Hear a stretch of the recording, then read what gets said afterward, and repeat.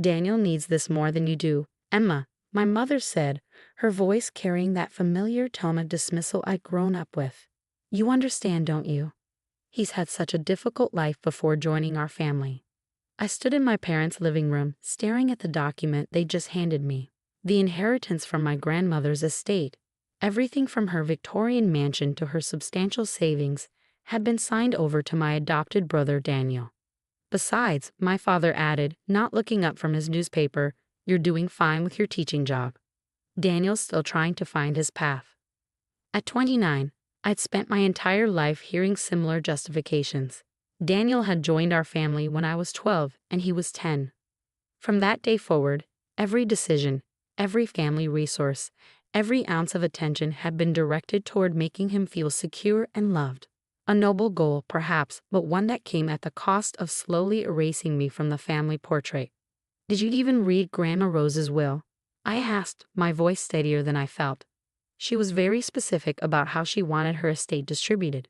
My mother waved her hand dismissively. Your grandmother would have understood. She always put family first. Family first. The words echoed in my head, bitter and hollow. Yes, Grandma Rose had always put family first, but her definition of family went deeper than mere legalities. She was the only one who saw how I disappeared piece by piece in the shadow of my parents' devotion to Daniel. I thought about the afternoons I'd spent with her in her garden, learning the names of every flower, every herb, every tree. She taught me about the land that had been in our family for generations, the secrets hidden in every corner of the old Victorian house. Daniel had never shown any interest in these things, preferring to stay inside playing video games while my parents praised his every minor achievement. Well, I said, carefully folding the document and placing it on the coffee table, I hope you thought this through carefully. My mother's eyes narrowed slightly. What do you mean by that? Nothing, I replied, picking up my bag. I should get going. Papers to grade. As I walked to my car, my phone buzzed with a text from Daniel. Hey sis, heard about the inheritance. No hard feelings, right? You know I've always loved that house. Loved that house? He'd visited maybe 3 times in the past 5 years and never stayed longer than an hour. He didn't know about the hidden door in a library that led to Grandma's secret reading nook, or the ancient oak in the back garden that held generations of family secrets carved into its bark. He didn't know anything about the true value of what he'd just been handed. But I did. And more importantly, I had something they didn't know about. 3 days before she passed away, Grandma Rose had called me to her bedside. Her hands, still elegant despite her age, had pressed a sealed envelope into mine. Don't open this until they read the will, she'd whispered, her blue eyes sharp and clear. Promise me, Emma. I promised, tucking the envelope into my journal for safekeeping. Now, sitting in my small apartment that evening, I finally broke the seal. Inside was a letter, written in my grandmother's distinctive handwriting, and a small antique key I recognized from her jewelry box. My dearest Emma, the letter began, if you're reading this, then everything has happened as I feared it might. Your parents, despite their good intentions, have once again chosen to overlook the true meaning of inheritance. I read the letter 3 times, my hands shaking more with each reading. The key, she explained, opened more than just a locked drawer or a jewelry box.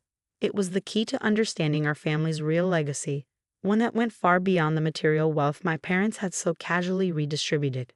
The true inheritance, she wrote, has always been meant for the one who understands the heart of our family's history. You, my dear Emma, are the only one who has taken the time to learn our stories, to care for our traditions, to love the land as I have. What awaits you in the old oak's heart will prove that some legacies can't be given away by those who don't understand their value. I held the key up to the light, watching it glint with possibilities. Tomorrow was Saturday, no classes to teach, no papers to grade. I could drive out to the house early, before Daniel or my parents decided to start making changes. Grandma Rose had taught me that timing was everything, whether in planting gardens or revealing truths. The time had come to uncover what she'd really left behind, and why she'd been so certain it would find its way to the right heir. I slipped the key onto my grandmother's old silver chain and fastened it around my neck. Let them have the house for now. The true inheritance, I suspected, was something far more precious than brick and mortar. And I was the only one who knew where to find it. The Victorian mansion loomed before me in the early morning light, its weathered brick and intricate woodwork telling stories only I could read. I parked my car at the far end of the circular driveway, away from the front windows. Even at this hour, I couldn't risk my parents making a surprise visit and spotting my car. The key felt warm against my skin as I made my way around to the garden gate. Years of helping Grandma Rose tend to her beloved plants had taught me how to oil the hinges just right. It opened silently, welcoming me home like an old friend. The morning dew soaked through my shoes as I crossed the garden, heading straight for the ancient oak tree. Its massive trunk bore the marks of generations, initials carved by love-struck teenagers, height marks of children long grown, and secret symbols whose meanings only Grandma Rose and I had known. The heart of the oak, I murmured, running my fingers along the rough bark. What were you trying to tell me, Grandma? A text message buzzed in my pocket, making me jump. It was from Daniel.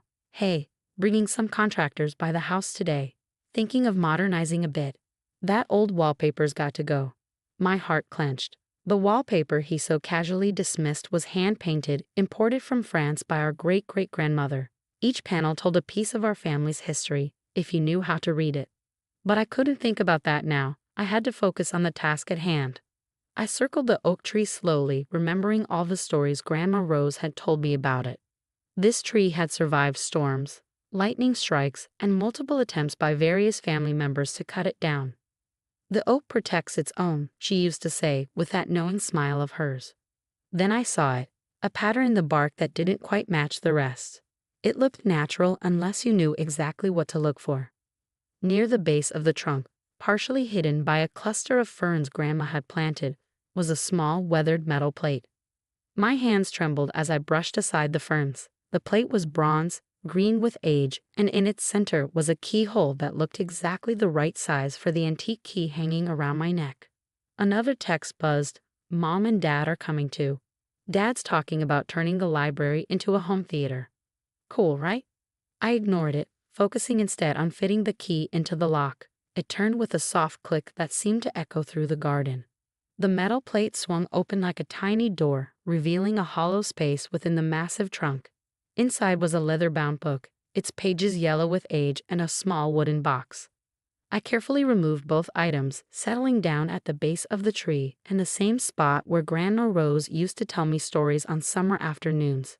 The book was a journal, its pages filled with handwriting I recognized as my grandmother's. My dearest Emma, began the first entry, dated just 2 years ago. If you're reading this, you've proven once again that you are the true keeper of our family's legacy. What I'm about to share with you has been passed down through generations, always to the one who understands that our real inheritance isn't in buildings or bank accounts, but in the stories and secrets we preserve. I opened the wooden box next. Inside, nestled in faded velvet, was an old-fashioned signet ring bearing our family crest. I'd seen Grandma Rose wear it on special occasions, but I'd never known its significance. The journal explained everything. The ring wasn't just a piece of jewelry, it was proof of ownership of our family's true legacy. Along with it came the deed to a property I'd never known existed. A small but pristine piece of land in the mountains, protected by old laws and family trusts that couldn't be broken or transferred without the ring. This land, Grandma Rose had written, has been our family's sanctuary for generations. While others fought over mansions and money, the ones who truly understood our heritage protected this place. It's where we've kept our most precious documents, our real treasures, and our most important secrets. Now it's your turn to be its guardian. My phone buzzed again. A photo this time. Daniel, Mom, and Dad standing in front of the house with a contractor. Starting renovations next week, the caption read. I slipped the ring onto my finger, surprised by how perfectly it fit. The morning sun caught the engraved crest, sending a glint of light across the garden. Let them have their renovations, their modern updates, their home theaters. They could strip away every bit of history from the Victorian mansion, trying to reshape it into something new and shiny and soulless. The true heart of our family's legacy was safe with me, just as Grandma Rose had planned. She'd known all along that sometimes the most valuable inheritance isn't what everyone else is fighting over. It's the quiet truth waiting to be discovered by the right person. I gathered the journal and box, carefully closing the oak's secret compartment. It was time to visit this mountain sanctuary and claim my real inheritance. The mountain property took my breath away. After a 2-hour drive following Grandma Rose's detailed directions from her journal, I found myself standing before a hidden valley that seemed untouched by time. A small stone cottage, weathered but well-maintained, sat nestled among ancient pine trees. A crystal-clear stream wound through the property, its gentle murmur a constant melody. Using the signet ring as a key, just as the journal had instructed, I opened the cottage door. The interior was simple but beautiful, with hand-carved furniture and shelves lined with leather-bound books. Everything was immaculately preserved, protected by our family's secret network of caretakers mentioned in Grandma's journal. As I explored, my phone kept buzzing with updates from home. Daniel had already started demolition on the Victorian mansion's library. Mom sent photos of workers ripping out the antique wallpaper, while Dad proudly described their plans for a modern open-concept layout. Found some old books and papers in the attic, Daniel texted. Probably just junk, but letting the contractors clear it out. I smiled, running my fingers along the real treasure trove of family documents safely stored in the cottage's study. Grandma Rose had gradually moved everything of true historical value here over the years, leaving only the everyday items behind in the mansion. The afternoon sun streamed through the cottage windows as I settled into a comfortable window seat, one that reminded me of countless hours spent reading with Grandma Rose. I opened her journal to the final pages I hadn't had time to read before. "Emma, my darling girl," she'd written, "by now you've discovered our family's true sanctuary. But there's one more thing you need to know. Our family's strength has never come from excluding others, but from recognizing and nurturing the spirits that match our own." I barely finished reading when I heard a car approaching, an unusual sound in this secluded place. Through the window, I recognized my parents' car. My heart raced, but then I remembered Grandma's words about strength and took a deep breath. They emerged from the car looking confused and slightly embarrassed. Behind them came Daniel, his usual confidence notably absent. "How did you find me?" I asked, meeting them on the cottage's porch. "Grandma Rose's lawyer contacted us this morning," my mother said quietly. "He explained about the ring, this property, the true extent of her legacy." "Why didn't you tell us? Would you have listened?" I asked simply. My father looked down at his shoes. "We found her other letters this morning, the ones she left in her desk. Letters about you, about how you spent time with her, learned from her, valued what she valued. We didn't see it before." "I didn't either," Daniel added, stepping forward. "I just saw the mansion as a status symbol, something to prove I finally made it.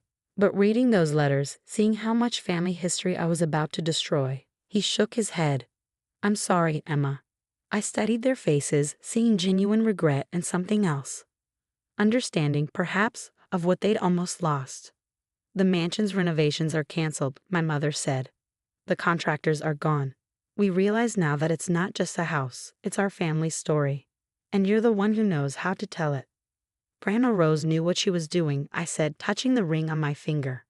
"This place, the mansion, all of it, it's not about ownership, it's about stewardship, about preserving our family's real legacy." "Will you teach me?" Daniel asked suddenly. "About the family history, the stories, everything Grandma Rose taught you? I'd like to understand, really understand this time." I thought about Grandma's final words about strength coming from inclusion, not exclusion. "Yes," I said. "I'd like that." We spent the rest of the afternoon in the cottage, my parents and Daniel listening intently as I shared stories from Grandma's journal. Stories of our ancestors, of the land, of the values that had quietly shaped our family for generations. As the sun began to set, casting long shadows through the pine trees, my mother touched my hand. "The mansion is yours," she said. "It should have been all along. We'll make it legal tomorrow." I shook my head. "The mansion belongs to all of us. But this time, we'll honor its history while making new memories. Together." Daniel smiled, holding up an old family photograph he'd found in one of the cottage's albums. "Think you can teach me about this wallpaper everyone keeps talking about?" Looking at my family gathered in this sacred space, I felt Grandma Rose's presence more strongly than ever. She'd known that sometimes the greatest inheritances aren't things that can be bought or sold, but the moments when hearts finally open to understanding what truly matters. "Come on," I said, standing up. "Let's start with the story of how our great-great-grandmother smuggled that wallpaper out of France during a revolution. It's quite the tale." And in that moment, surrounded by the legacy of love and wisdom Grandma Rose had preserved, I knew that this sharing, this understanding, this coming together, was the greatest inheritance of all.